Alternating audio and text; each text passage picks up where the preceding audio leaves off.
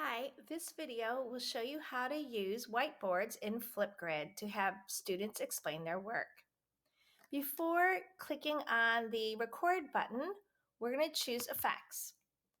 That will allow me to select the board for my whiteboard. You have an option of different backgrounds for your whiteboard. I'm going to choose the whiteboard, the plain whiteboard. Now you can see there's me on the screen and also a whiteboard. So I can actually change the size of my whiteboard and my video by moving the slider because I want more room on my whiteboard. So I just want to make sure, and I'm going to tell my students, make sure I can see your face when you're doing your explanation. So that may involve moving your chair or your computer so that you can see yourself.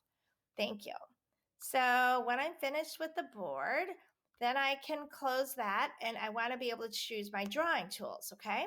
So I did an arrow left to go back to my little effects and I can select my drawing tool. I can select the color I'm going to draw in. So I'm going to select something that my teacher can read. And I can also select how thick the line is by dragging the slider. So for example, in my chemistry video, I'm going to be talking about the element named strontium.